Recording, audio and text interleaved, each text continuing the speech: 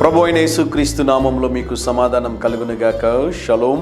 మరొక నూతన దినములోనికి ప్రవేశించడానికి ప్రభు చూపిన కృప కొరకై దేవునికి వందనాలు తెలియజేస్తున్నాను. ఇజ్రాయెల్ దేశంలో ఎరికో పట్టణానికి అనేక సార్లు వెళ్ళడానికి దేవుడు సహాయం చేశాడు.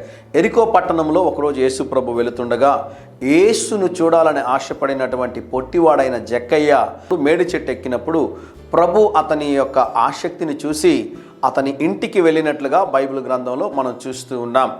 జక్కయ్య యొక్క ఆశ యేసును చూడాలని. అయితే యేసు ప్రభు ఇచ్చినటువంటి గొప్ప ధన్యత ఏంటి అంటే తన ఇంటిలోనికి యేసు ప్రభుని ఆహ్వానించినప్పుడు యేసు ఆ గృహంలోనికి వెళ్ళినప్పుడు జరిగిన అద్భుతం ఏంటో తెలుసా ప్రియులరా? ఆ ఇంటికి రక్షణ కలిగిన వాక్యంలో రాయబడింది. లూకా సువార్త 19వ అధ్యాయం 9వ వచనంలో, నేడు ఈ ఇంటికి రక్షణ వచ్చి ఉన్నది. దేవుని నామానికి స్తోత్రం కలుగునుగాక. యేసు ప్రభుని మన హృదయాల్లోనికి మన గృహంలోనికి ఆహ్వానించినప్పుడు మన గృహము ఆశీర్వదించబడుతుంది, రక్షించబడుతుంది అని దేవుని సేవకుడిగా తెలియజేస్తున్నాను.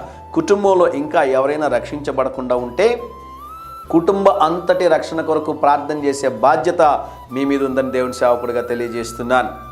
కుటుంబ రక్షణ కొరకు ప్రార్థన చేయండి, భారముతో ప్రార్థన చేయండి. మీరు ప్రార్థన చేసినప్పుడు దేవుడు మీ ప్రార్థన ఆలకించి కుటుంబం అంతటిని కూడా రక్షణ అనుభవంలోనికి తీసుకొని వస్తారని దేవుని సేవకుడిగా తెలియజేస్తున్నాను. ధైర్యంగా ఈ దినాన్ని ఎదుర్కోండి.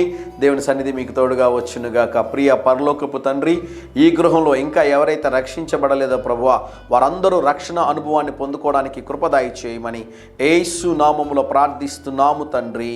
Amen, amen.